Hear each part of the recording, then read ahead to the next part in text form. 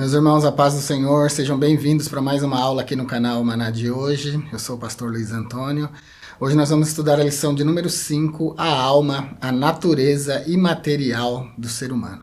Essa aula vai ser ministrada no dia 2 de novembro de 2025 nas igrejas que seguem o calendário. Estamos estudando a tricotomia humana, estamos estudando antropologia bíblica nessa revista. Essa revista é o quarto trimestre de 2025. Temos tido aulas interessantes, aulas importantes, com muitas notas de grego e hebraico para vocês aqui. E hoje não vai ser diferente. Hoje nós vamos estudar a alma humana e nós vamos ver termos tanto do grego quanto do hebraico para descodificarmos essa parte importante do ser humano. Antes de começar aqui a nossa aula de hoje, quero convidar você a me ajudar se inscrevendo no canal. Se você assiste às nossas aulas e ainda não se inscreveu, faça isso. Para você é só um clique, mas para nós vai fazer toda a diferença, porque estamos numa campanha por 100 mil inscritos, estamos com 19.200 e tenho certeza que se vocês não me ajudarem, eu não vou conseguir. Se você quiser assistir vídeos, aulas e cursos exclusivos, seja membro. Como membro, você vai poder assistir esse tipo de material. Se quiser falar direto comigo, seja membro consultoria. No nível consultoria tem um vídeo exclusivo com o meu número de telefone. Você vai poder pegar o número lá e a gente vai poder conversar. Inclusive, eu queria dizer para a Cléo Souza Moraes, se você estiver assistindo essa aula, você se tornou membro do nível consultoria e ainda não pegou o número de telefone. Lá no nível consultoria tem esse vídeo. Vou deixar esse vídeo aqui na descrição para você clicar. Clique nele, vai aparecer o número de telefone.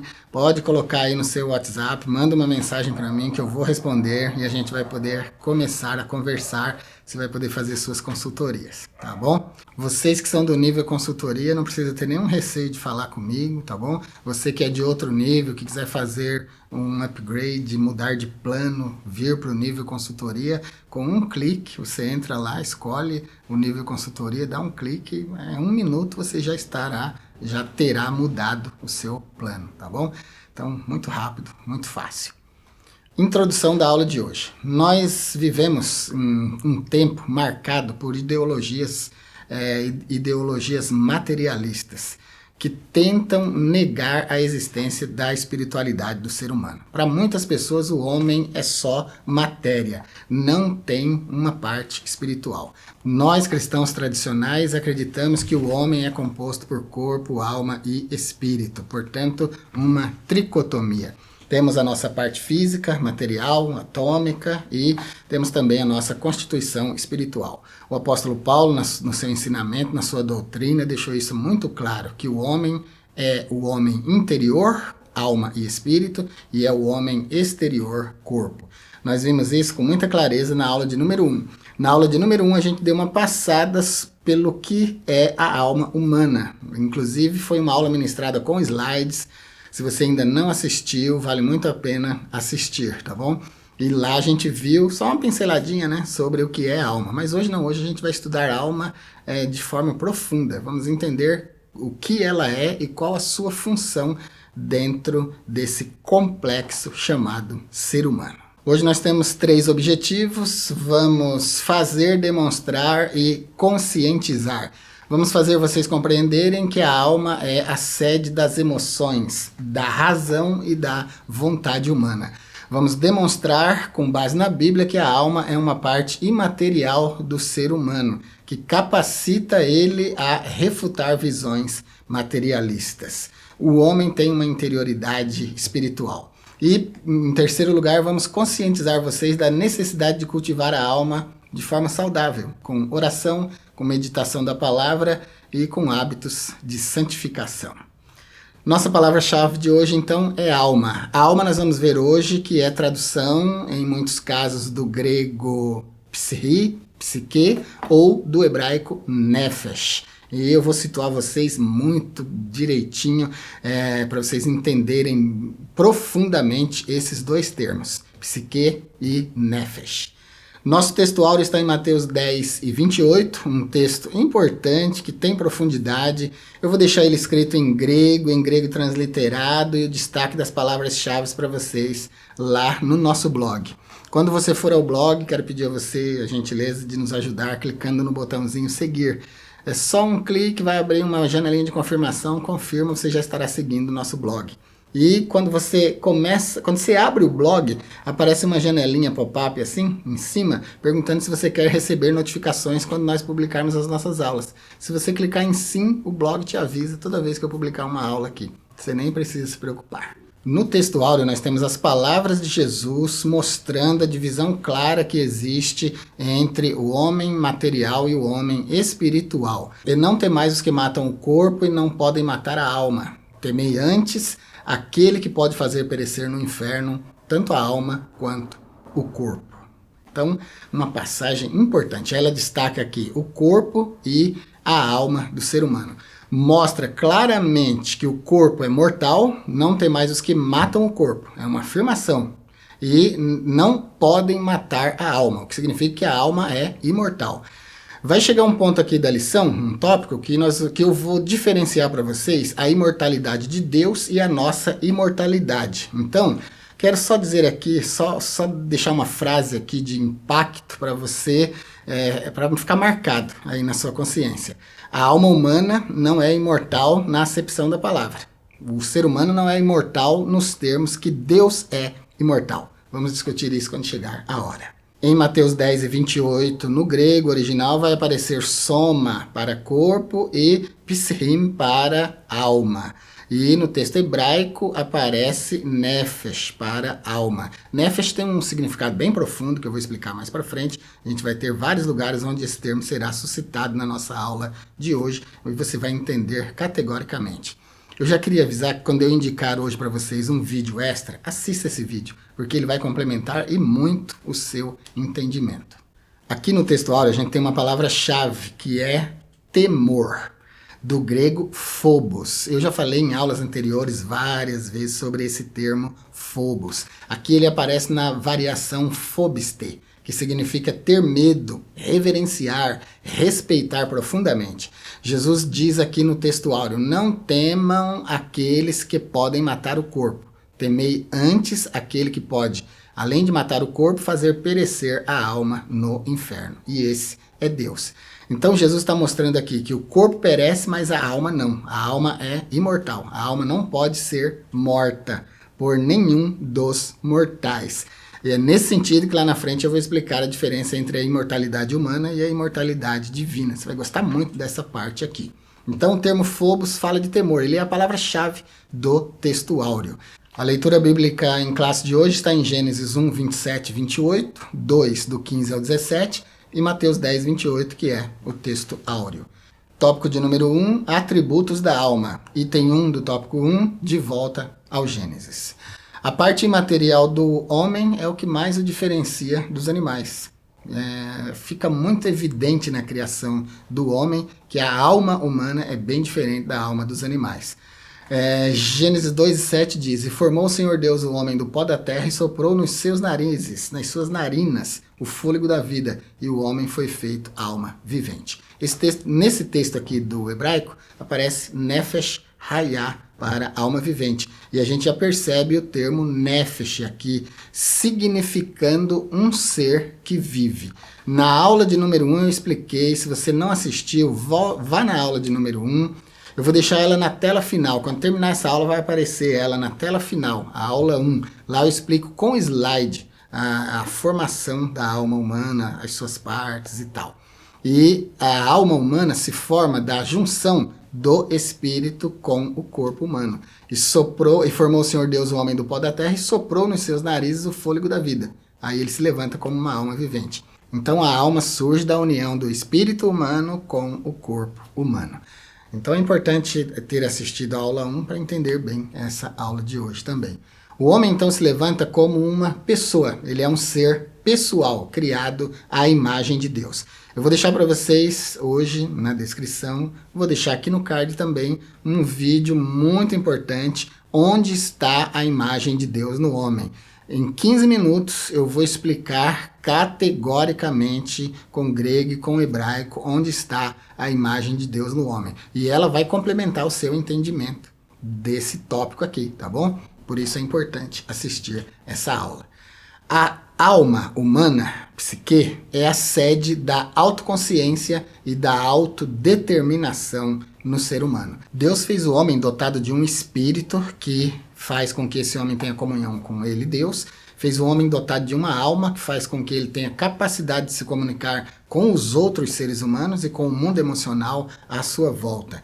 Deus o fez então como representante dele, Deus, aqui dentro da criação. É o que nós temos no Salmo 8, 3 e 6. É importante fazer essa leitura. Quando vejo os teus céus, obras dos teus dedos, e a lua e as estrelas que preparaste, que é o homem mortal para que dele te lembres, e o filho do homem para que o visites, contudo pouco menor o fizeste do que os anjos, e de glória e de honra o coroaste, e fazes com que ele tenha domínio sobre as obras das tuas mãos. Aqui a gente vê Deus colocando o homem como coroa da criação. Tudo que foi criado foi entregue para o homem dominar.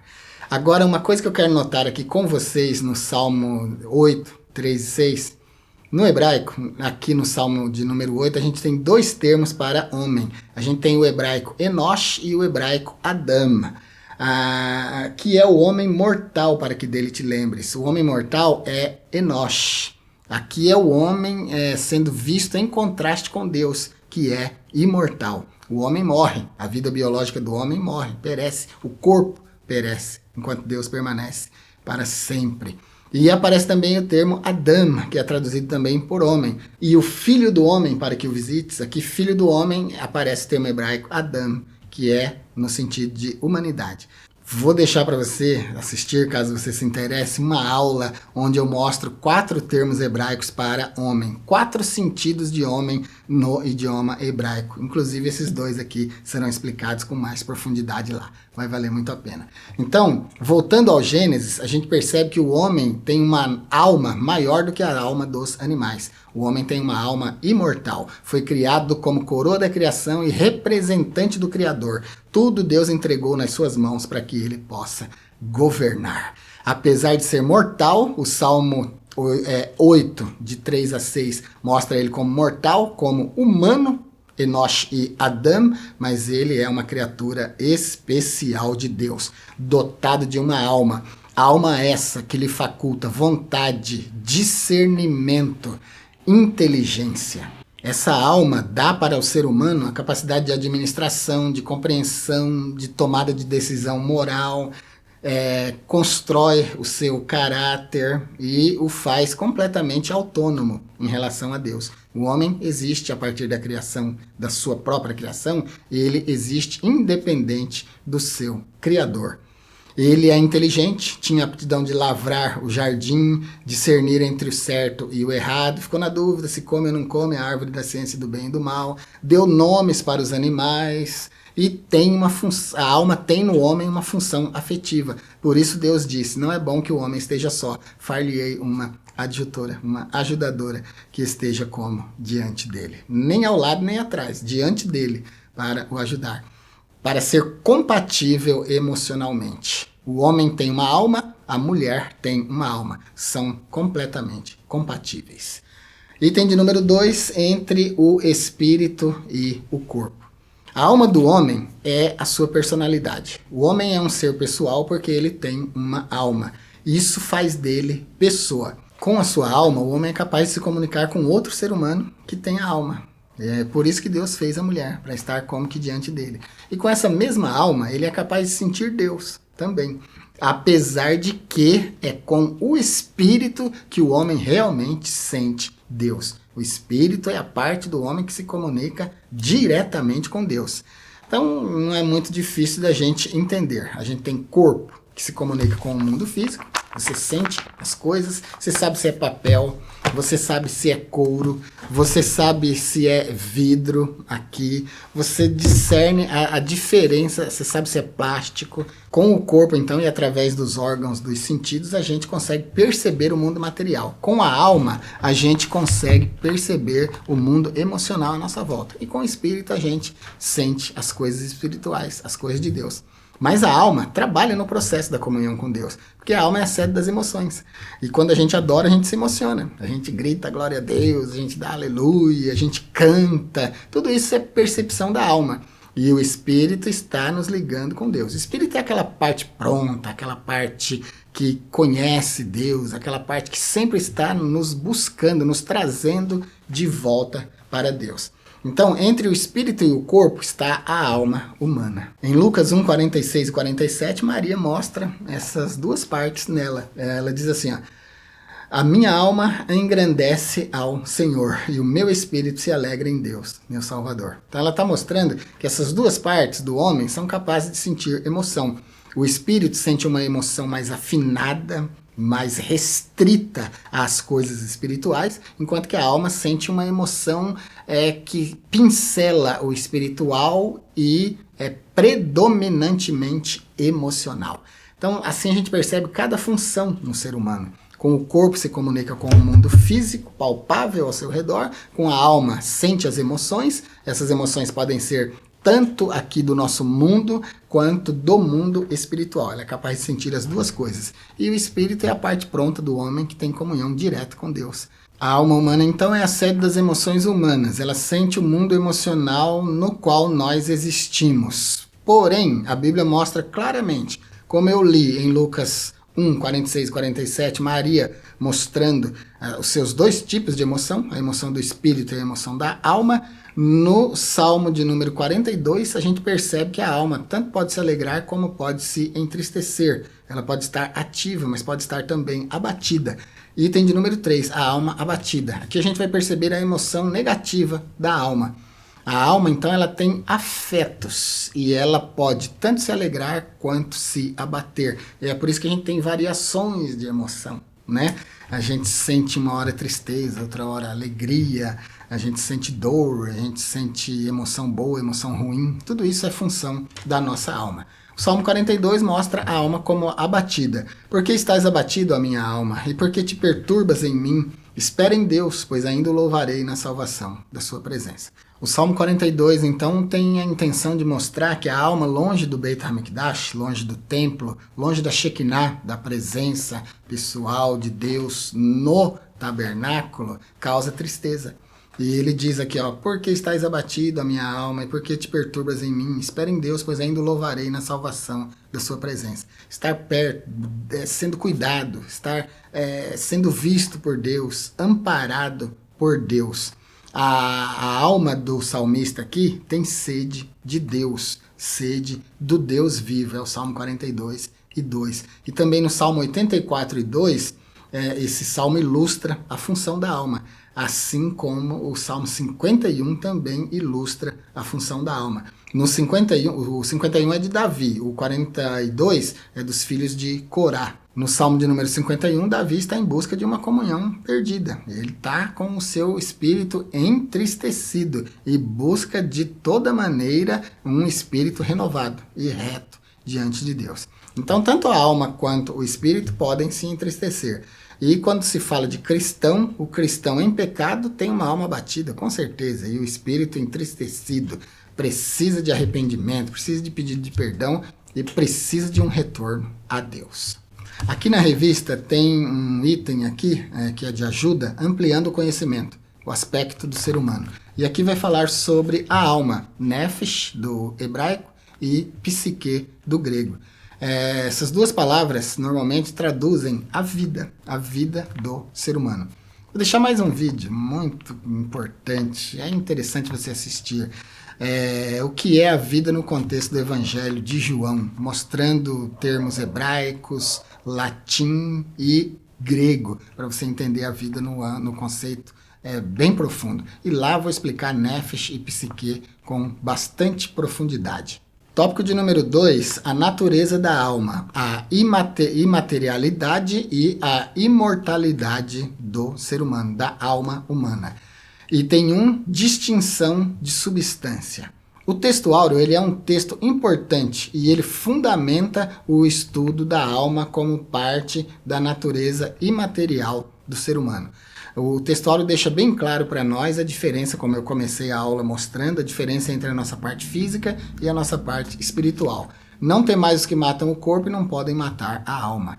Então, um é mortal, o outro é imortal. E aqui fica bem claro a distinção das substâncias. A gente usa o termo substância em teologia porque a gente não tem outro termo melhor para tentar explicar de que é feita a alma humana. O corpo humano, a gente sabe que ele é composto por pelo menos 18 elementos que nós encontramos na Terra. E eu mostrei para vocês na aula de número 1, inclusive com slide. Agora, e o espírito humano? É feito de quê? E a alma humana é feita de quê? Qual a substância? A única informação bíblica que a gente tem é que nós somos espírito. Então, a substância do homem interior é uma substância espiritual. Ela não é atômica. Tudo que existe aqui na Terra, tudo que compõe as coisas que nós conhecemos aqui na Terra, seja couro, seja plástico, seja papel, tudo está dentro da tabela periódica. Então, tudo é atômico, tudo é material. Mas a alma humana não faz parte disso. Ela não é tangível. Ela não pode ser dissecada. Ela é espiritual. Porém, é real. É uma substância. Por isso nós usamos o termo substância. Porque substância é um termo que a gente usa para tentar explicar aquilo que a gente não consegue explicar, né? Então a alma é uma substância. E aqui na segunda parte do item 1 do tópico 2, vai falar, é aqui que eu vou explicar a diferença entre a imortalidade de Deus e a imortalidade humana, que eu falei para vocês no começo da aula que ia chegar um ponto que eu ia falar sobre isso. Porque tem a seguinte afirmação aqui, inclusive se você for no blog, eu vou deixar grifado em verde para você ver o texto, a parte da ideia aqui que a gente vai melhorar o entendimento. Aqui na lição está dito assim, ó, nesse versículo, que é de Mateus 10, 28, Jesus explica a clara distinção entre as substâncias física, que é a do corpo, e a da alma. Uma é tangível, que é o corpo, e a outra é intangível, que é a alma. E aí o comentarista diz assim, ó, que não pode ser destruída pelo homem. Então, de fato, a alma humana não pode ser destruída pelo homem. Por isso que em 10, 28 de Mateus, Jesus falou assim, ó, não tema aquele que consegue destruir o corpo, mas não consegue destruir a alma. Do ponto de vista dos seres humanos, a alma é imortal. Não tem ninguém no universo da existência humana que possa destruir a alma humana. Então, nesse sentido, ela é imortal. Ela é indestrutível. Mas existe no universo da existência alguém que pode destruir a alma humana. Quem é? Deus, que a criou. Aqui a gente estabelece a diferença entre imortalidade humana e imortalidade divina. Deus, ele é imortal na acepção da palavra, porque ninguém pode matá-lo, ninguém pode destruí-lo. Mas ele, como criador, pode destruir a sua criação. Pode ou não pode? Sim, ele pode. Ele só não tem interesse, ele só não vai fazer isso, mas ele pode. Nesse sentido, e somente do ponto de vista teológico, a gente percebe que a imortalidade humana não é estrita. A imortalidade de Deus é estrita. Deus é imortal na acepção da palavra. Inclusive, na Bíblia diz, aquele que tem, ele só, a imortalidade. Então, só ele tem a imortalidade, porque no universo da existência, que abrange terra, inferno, céu, onde existir vida, somente Deus não pode ser destruído. Todo o universo da criação pode ser desfeito, caso Deus queira desfazê-lo. Daí a diferença entre imortalidade e imortalidade estrita. Tópico de número 2, imaterialidade e responsabilidade pessoal. Esse item aqui vai falar que o homem é um ser transcendente, que ele vai além da matéria. Quando nós morremos, nós não perecemos. Quando a gente morre, a gente não é extinto. Inclusive, eu deixei um grifo em verde aqui. Toda vez que na lição do blog, eu grifar em verde, não o fundo verde. O fundo verde é para destaque mesmo. Mas as letras em verde é porque a gente vai discutir o real sentido da palavra. E aqui a gente tem para discutir o real sentido de perecimento. Porque aqui no item 2, imaterialidade e responsabilidade pessoal, o fato de que o homem é imperecível, no sentido estrito da palavra, né? A alma humana não morre. Eu acabei de falar que a alma humana em relação a Deus não tem a mesma imortalidade, mas tem imortalidade. E Deus não tem interesse de destruí-la, então ela vai continuar para sempre. E é aí que a gente vai discutir o termo perecimento aqui, porque o comentarista comentou assim, ó: ao tratar do perecimento da alma e do corpo no inferno, Jesus refuta as concepções antropológicas materialistas que existem desde a antiguidade. Então ele está falando aqui que o corpo e a alma perecem no inferno, mas a alma não perece. Do ponto de vista do dicionário, perecimento não é a melhor palavra para se usar aqui, e a gente vai ver isso. Não tenho a ideia de ficar só desconstruindo ideia de quem construiu a ideia. Isso aqui dá muito trabalho para fazer, mas às vezes a gente falha nas palavras. E quanto mais você conhece, mais você perscruta as palavras, mais você investiga as palavras. E palavras existem porque elas querem transmitir um significado. E o termo perecimento não é o melhor termo para se colocar aqui. Aqui no lugar de perecimento deveria ser condenação. Aqui no item 2 do tópico 2 está dito assim, ó: ao tratar do perecimento da alma e do corpo no inferno, Jesus refuta as concepções antropológicas materialistas. E de fato, nem o corpo nem a alma vão perecer no inferno. Vamos ver o sentido? Daqui a pouco eu já falo sobre o que é marxismo, tá bom? Porque aqui no item 2 do tópico 2, o marxismo está sendo invocado aqui como ideologia materialista que não valoriza o homem interior. Aliás, nem acredita que o homem seja imortal e que a alma seja transcendente. Daqui a pouco já falo sobre isso. O termo perecer significa extinguir-se, deixar de ser, deixar de existir e entrar em extinção. Então, o significado de perecer fala que a alma morre na morte. Ela não transcende para continuar subsistindo. É o que o termo perecimento no inferno dá a entender. Isso de acordo com os melhores dicionários. Pode consultar os melhores dicionários, você vai ver. Então, o que perece no ser humano? Só o seu corpo físico. Quando ele morre, o corpo perece. O corpo volta ao pó, como era. Então, esse sim se extingue.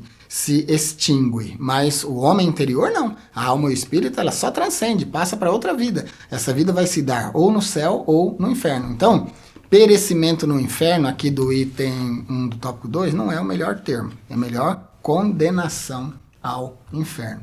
É disso que nós estamos falando aqui. Nós estamos tentando, então, substituir o termo perecimento por um melhor. Por que eu estou fazendo isso, irmão? Você acha que eu estou fazendo isso só porque eu sou chato? Não. Eu estou fazendo isso porque se a gente deixa o termo perecimento aparecendo aqui sem essa explicação, a gente vai concordar com muitas outras seitas que acreditam na extinção da alma depois da morte do corpo. E isso, de acordo com o cristianismo, não existe. No cristianismo, nós acreditamos na sobrevivência de um corpo transformado e glorificado e o mesmo espírito e alma que existiram dentro desse corpo aqui na Terra vão integrar de novo esse corpo glorificado. Então, o homem ser total, corpo, alma e espírito, que existia na Terra, será o mesmo homem, corpo, alma e espírito que vai existir na eternidade, seja salvo ou condenado. O cristianismo prega isso. Por isso eu estou refutando aqui o termo perecimento, tá bom? Nossa alma não perece na morte. Ela é condenada, mas perecer, não. Perecer é doutrina de outras igrejas que eu não quero citar o nome aqui. Entre muitas doutrinas antropológicas materialistas que existiram desde a época de Jesus até agora, o comentarista da lição destaca aqui o marxismo. O marxismo é uma ideologia que rejeita a fé. Rejeita a parte imaterial do homem. Olha, vou definir o marxismo aqui com cinco definições. O marxismo, na sua ideologia, ele entende que a religião existe só para justificar condições sociais materiais. No marxismo, a religião foi criada para oferecer consolo com uma promessa de vida no além e assim fazer com que as pessoas se conformem e aceitem a opressão que a classe dominante faz sobre a classe dominada. O marxismo enxerga a religião dessa maneira. Para o marxismo, religião é ferramenta de manobra de massa, que prega que você deve aceitar a sua vida do jeito que ela é aqui, mesmo as condições mais adversas, mesmo as condições mais contrárias a uma vida boa, porque no futuro você vai ter uma vida eterna, vai ter uma vida melhor do que essa, e essa vida é eterna. Então compensa viver esses 60, 70 anos aqui, sofrendo, sendo oprimido, debaixo de sujeição, porque você vai ter uma vida eterna no céu. E não foi exatamente isso que Jesus falou. Mas o marxismo, a ideologia marxista, ela é revoltada contra esse tipo, contra a ideologia cristã. E prega então que isso não é uma coisa transcendente, espiritual, criada por um ser divino, mas que é ideia de homens, criação de homens, para manobrar a massa sem inteligência. Então essa é a ideologia do marxismo. Inclusive, a religião é chamada no marxismo como o ópio do povo. O ópio do povo, o entorpecente do povo. Como se o povo vivesse drogado por religião. Por que é chamada de o ópio do povo? Porque consola o povo em relação ao sofrimento, que é o que eu acabei de falar. Mas, e desvia o povo da causa real do sofrimento, que é a exploração dos mais ricos sobre os mais pobres. Então Marx dizia que religião é o ópio do povo, nesse sentido. E isso é um contraste direto com as palavras de Jesus. Por isso a gente tem no item 2 imaterialidade e responsabilidade pessoal. Né? O ser humano é imaterial. O ser humano é metafísico. Na linguagem de Marx, o ser humano é metafísico. Ele vai além do físico. O termo grego, o termo latim, meta, significa acima de, além de. O homem é metafísico, ele tem uma parte que vai além da parte física. Mas a ideologia marxista vê o homem somente como matéria. Então diz que a religião é uma ferramenta de manobra. Então, para o marxismo, a religião faz parte da superestrutura dentro da qual nós vivemos. A religião é importante nessa estrutura porque ela dá um consolo para os menos esclarecidos. Ela diz que vai ter uma vida melhor, então você pode suportar todas as desigualdades aqui dessa vida. E para o marxismo, a religião tem uma função social, que é legitimar as desigualdades. Ou seja, ela faz com que o pobre, o proletário, aquele que não tem poder econômico, se submeta ao que tem poder econômico. Porque no futuro ele vai ter uma vida melhor. Então ele pode suportar essa. Resumindo, no marxismo, a religião ela é vista como alienação social e instrumento de manutenção da ordem. E é usada para controlar a massa, fazer com que ela aceite a desigualdade em nome de um Deus, que o marxismo nem considera como existente. O item 2 aqui do tópico 2, então, eu comentei em duas partes, né? O que é marxismo e o que é perecer no inferno. Sobre perecer no inferno, eu vou deixar uma série para você, com 6 vídeos, onde eu explico tudo sobre o inferno. Se é eterno, se não é, se teve início, se vai ter fim, tudo. Reivindicando as palavras de Jesus, com nota de hebraico, de grego, de latim para vocês. Vou deixar essa série aqui na descrição. E vou deixar ela também lá na tela final, para ficar bem facinho para você assistir. No item 2 a gente viu imaterialidade e responsabilidade pessoal, e agora no 3 a gente vai ver materialismo e teologia. A visão materialista da natureza humana vai além das questões políticas e ideológicas e afeta até a teologia e a prática da igreja. Ortopraxia é a prática correta da igreja. Por que o materialismo afeta a teologia? Por que o materialismo afeta a nossa visão de Deus, a nossa cosmovisão espiritual? Porque o materialismo ele consegue influenciar a forma como nós vemos Deus, como nós vemos as coisas de Deus, como a gente vê a religião. Não acabei de mostrar aqui para vocês com clareza o que é o marxismo? O marxismo enxerga a religião como ferramenta de manobra de massas, então, para fazer com que a massa menos privilegiada, com que o povo pobre se submeta aos ricos, dizendo para eles que no futuro eles terão uma vida melhor. Então veja que as ideias materialistas afetam a forma como você enxerga a religião e as coisas de Deus. Agora aqui o item de número 3 está dizendo que o materialismo influencia a teologia, e é verdade. Dentro da teologia católica a gente tem a teologia da libertação. Iniciou-se em 1960 e interpreta a mensagem de fé, a mensagem do Evangelho, a partir da realidade dos pobres e dos oprimidos, entendendo que a prática religiosa é inseparável do compromisso político e social pela justiça. Ou seja, ela envolve o reino de Deus com o reino dos homens. A salvação não se limita ao plano espiritual, mas inclui libertação concreta das estruturas de exploração e desigualdade. O que a teologia da libertação prega é que o ser humano deve se libertar das amarras da opressão política, da opressão econômica. Na teologia da libertação, então, o evangelho, a pregação do evangelho e a salvação que a pregação do evangelho traz, inclui a libertação dos pobres da opressão dos ricos. É meio que uma teologia de inconformismo, né? Por outro lado, dentro do protestantismo, a gente tem a teologia da missão integral. É mais ou menos a mesma coisa, só que menos materialista, um pouco menos materialista do que é a teologia da libertação. Na teologia da missão integral, a pregação do evangelho tem que ter também ação social. Deve anunciar a fé e promover a justiça. E ela foi inspirada no Pacto de Lausanne, de 1974. No nosso blog, eu tenho um artigo completo sobre o Pacto de Lausanne. Eu acho que todo cristão, principalmente pastores, principalmente as pessoas do nível ministerial, deveriam conhecer o Pacto de Lausanne. Então, vou deixar o link do blog, onde eu explico o Pacto de Lausanne, aqui na descrição para você ler.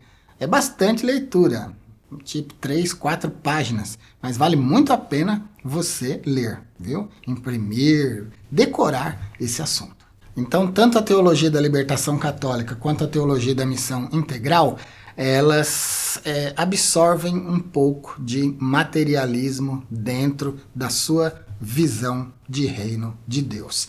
As duas se alimentam de certas teorias socioeconômicas que são comuns ao marxismo. Aqui na revista do professor tem um auxílio teológico intitulado A Alma do Homem Não Está no Sangue.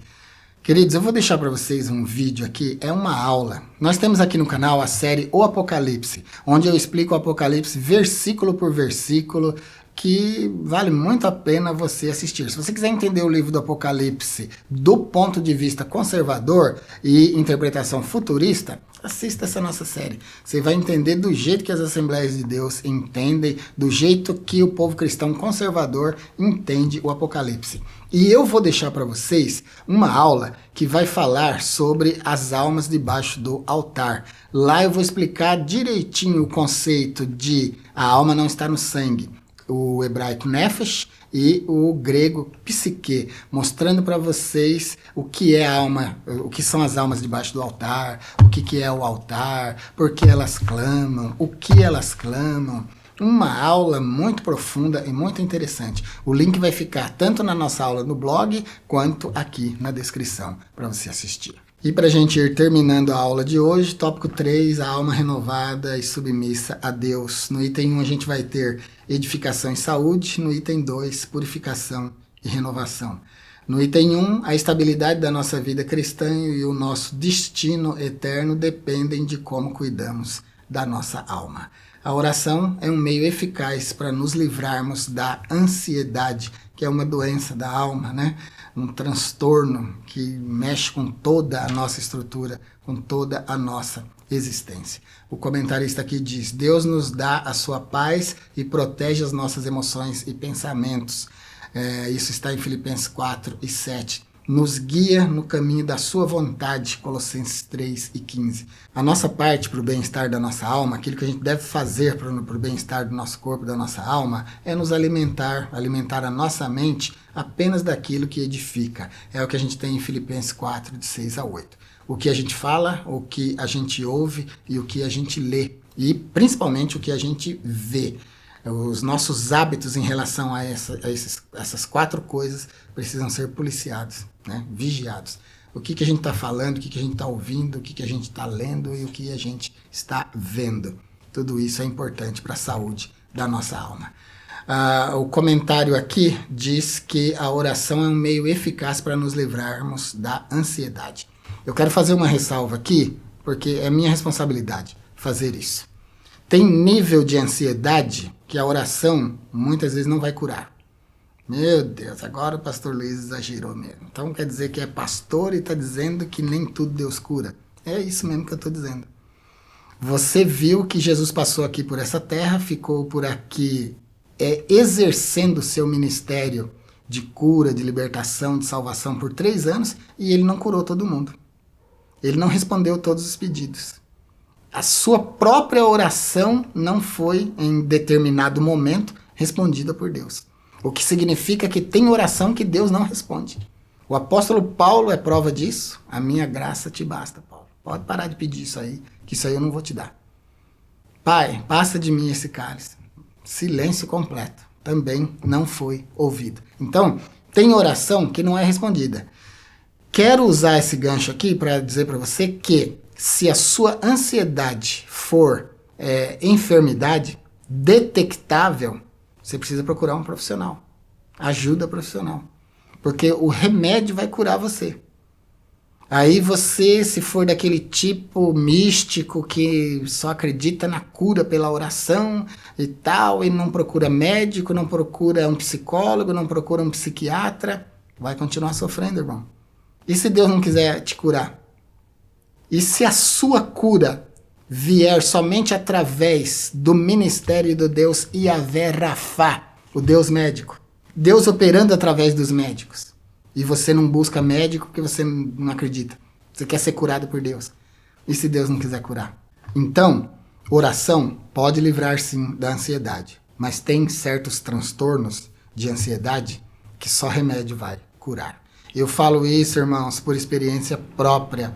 Eu já aconselhei muita gente que veio aqui no escritório buscar ajuda e saiu daqui ajudado.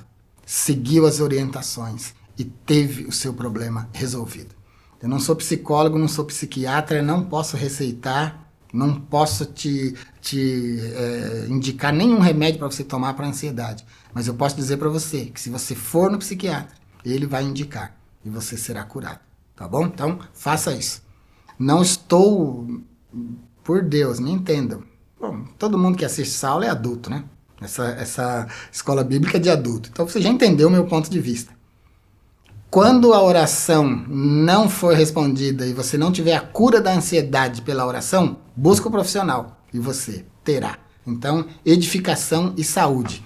A palavra de Deus nos edifica, nos completa, nos alegra. Sim, principalmente quem está com saúde, não tem ansiedade, não tem a doença da ansiedade.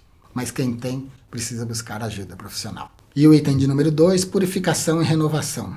Meus irmãos, nós precisamos cuidar da nossa alma, lançando para longe de nós maus pensamentos, desejos impuros, desejos perversos, lançando para longe de nós tudo aquilo que entra pelos nossos olhos, pela nossa fala, pelos nossos ouvidos, que possam nos separar de Deus. Tudo aquilo que é impuro, a gente tem que lançar para longe de nós. Vamos purificar nossa alma, de acordo com o que está na 1 de Pedro 1 e 22 e em Efésios 4, 23 e 24. Para que a gente possa ser transformado e para que a gente possa viver a experiência de conhecer, de sentir qual seja a boa, perfeita e agradável vontade de Deus. Qual a aplicação pessoal da aula de hoje? Criados à imagem de Deus, vamos viver em santidade e responsabilidade. Vamos cuidar da nossa alma. Vamos cuidar das nossas emoções. A alma é o veículo da emoção. A alma é aquela que sente as emoções desse mundo. Então, não deixe sua alma doente. Se você está sentindo tristeza excessiva, se você não tem mais prazer na vida, se você não vê o lado alegre da vida, mas é um cristão que está na igreja, que está na comunhão da igreja, que toma ceia, preste atenção, você pode estar doente. Você pode estar com algum problema de depressão ou de ansiedade. Procure um médico, ele vai te ajudar, tá bom? Você já está buscando a Deus e não está tendo a solução do seu problema. Busque no profissional. Yahvé Rafá, o Deus médico, vai te curar através dele. Verdade prática. Qual a verdade prática da lição de hoje? Cuidar da alma garante vida cristã estável e eternidade feliz. Conclusão. A conclusão a que nós chegamos na aula de hoje é que a santificação exige rejeitar pecados e manter a alma sempre pura. Vamos cuidar da nossa alma. Fique com Deus, meus queridos. Se você ainda não se inscreveu no nosso canal, se inscreva, compartilhe nossos vídeos, deixe sempre um like, porque seu compartilhamento e seu like são muito importantes para nos ajudar a fazer o canal crescer. Entre conosco na campanha pelos 100 mil inscritos. Se torne membro do canal. Para membros a gente tem vídeos, aulas e cursos exclusivos. Quer falar direto comigo? Fazer sua pergunta direto para mim? Seja membro do nível consultoria. Fique com Deus e até a nossa próxima aula.